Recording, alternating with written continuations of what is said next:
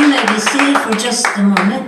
It will be our privilege and blessing to have as our African American History Month witness this morning, Deacon Richardson.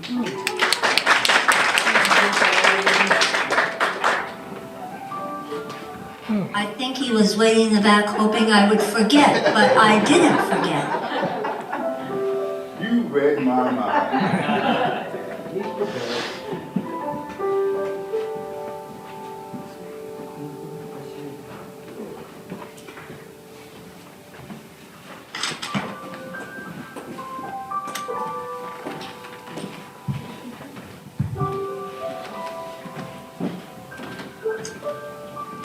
Good morning. Good morning. When I was asked to speak about Black history, I first thought about James Baldwin or maybe Toni Morrison. Both of them influenced the world with their writing, their craft, and their bold appreciation of the Black experience in America. Just mentioning their names brings a sense of power and purpose to the minds of many, certainly to my mind. Last Sunday, our own Tony Boykin delivered a sweeping testimony of the many Black figures throughout history who have made dramatic and significant contributions to this country and the world. With leadership, Obama comes to mind for me, with inventions, with stories, and a host of other marvelous endeavors. Thank you, Tony. But both of them, Baldwin and later Morrison, influenced me as a budding writer on oh so many years ago.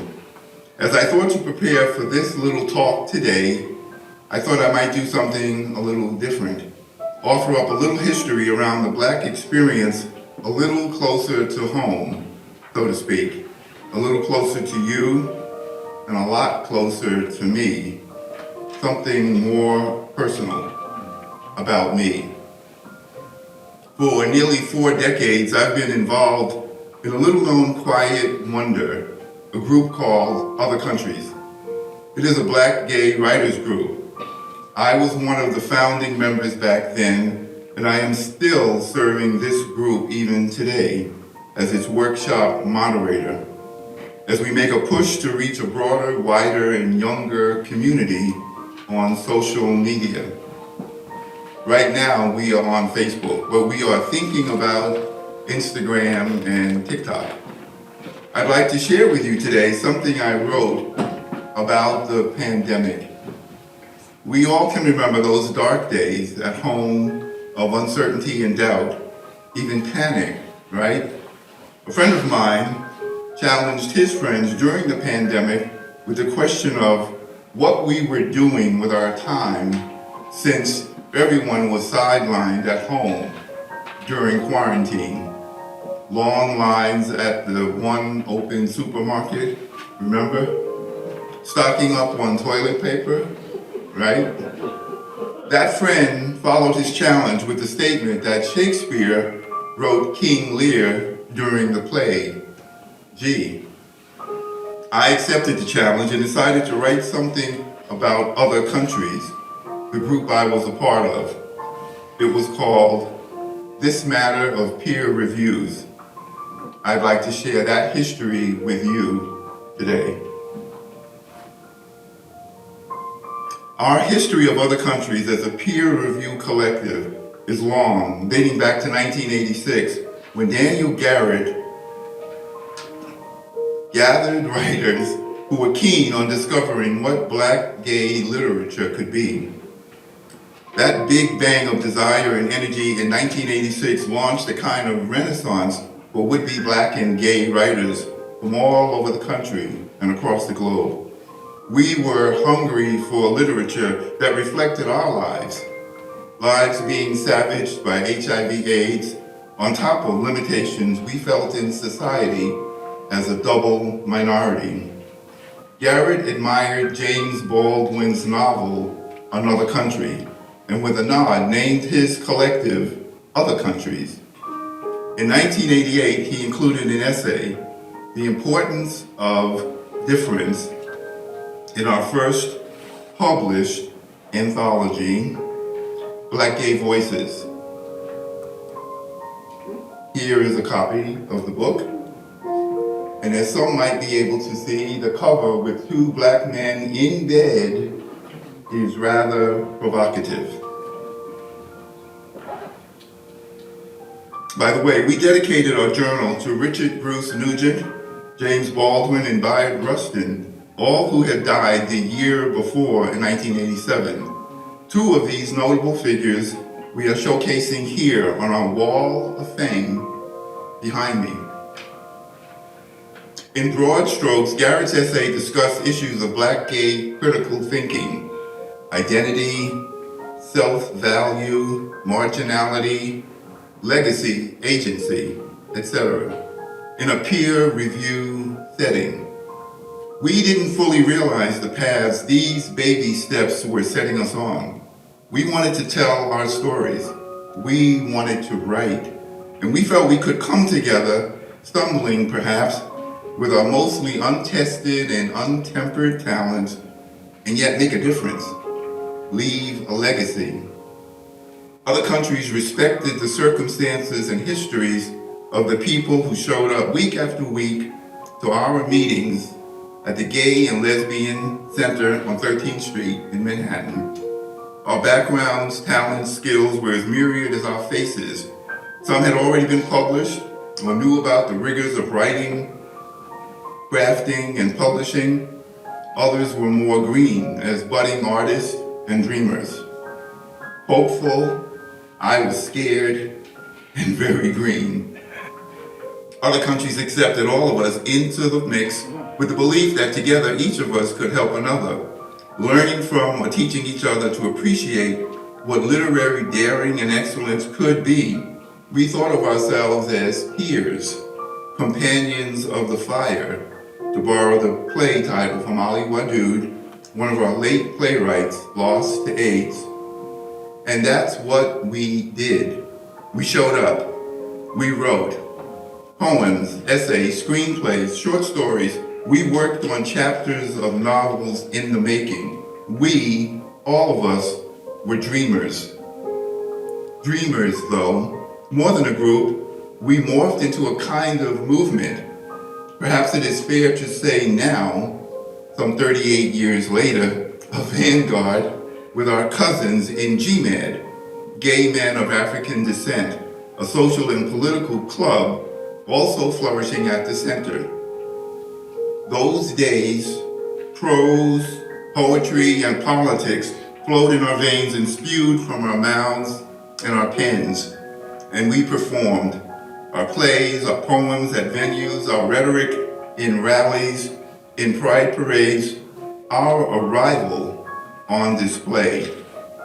Our passion spilled over. We fought with each other over literary styles, over what is good writing, over what was our unique voice as black and gay writers. We questioned the sympathies of our white allies and lovers as we closed our ranks around our collective being black and gay and male. We took strength from the power and example and the pride of our emerging black women writers, wondering where and how our voices would land on the landscape they were carving out. What would become our niche? How would our voices and perspectives and approaches resonate with those of those black women, our sisters? Would there be echoes, harmonies, one subverting the other, one drying the tears of the other, burying the dead, our dead? How would our voices be different and yet faithful to our special journey in society and the world? Each crucible black men and women respectively faced was hot and horrific. Yet dare we as gays compare hells and fires in the melting pot of America? And so our peer reviews became refined. We forged an aesthetic all our own. Was it elitist? We listened to the animated, often critical voice of Asado Saint, a Haitian poet born of protest, a gifted literary sensibility. We revered the quiet insightfulness of homegrown poet Donald Woods. These two alone were cornerstones in what we were building and becoming. And again, these pillars too crumbled, gone too soon. But there were so many others who stepped in, contributing their wisdom to the gumbo we were stewing. And we ate it all up. Collegial freshmen and sophomores, some seniors, battling our fears and the virus, celebrating our new birth as strangers in a strange literary land, reveling in the solidarity of like with like affections and purposes, trusting in the would-be safety of the herd's numbers, even as our numbers succumb to the decimation in our midst. Racism, black-on-black crime, drugs, homophobia, the virus, the beasts lurking on the fringes of our savannah, our future. Yet in the end, we were stitching a patchwork fraternity, brothers of a different cloth, a new tapestry threaded by survival and hope. Prophetically, in the upper room by Donald and Hooked for Life by Asado from our 1988 first volume, these pieces have summed us up. A spark of a new love none of us could quite define or quite live without. Because in the end, we believed our shared words and stories, if we told them, wrote them down, would survive, even if we didn't. Our time together, hammering out meaning, stoking understanding, firing imagination, it all meant something. Simply being together meant something. Our future is now. Some of us are still smitten to this day. We hold on to that love and legacy of hope, the dream. Now, in the sullen afterglow of that glory, we offer each other peer reviews still, because that's what we do. We meet virtually now, online, as this new age, and now a new COVID virus demands, showing up perhaps out of habit, perhaps because those embers of that original spark are still there. We still aspire to create and leave something more of our lives than just misery. Our peer reviews are less literary, more social, more topical and political, but still necessary.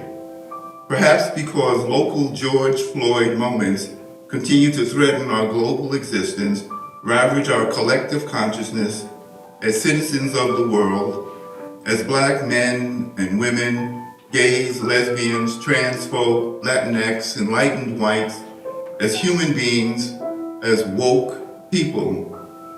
When we meet now, there are fewer of us present, maybe because our new internet age has severed some interpersonal bonds we used to have. Today, there's an app for those old school interactions. Imagine that. So many ways now to be disconnected. Dinosaurs, rock and roll, movements, they all come and go. Although aging now, we are not dinosaurs. We can still dance, we are still here, and so we can still love, especially in a world so beset with anger and fear.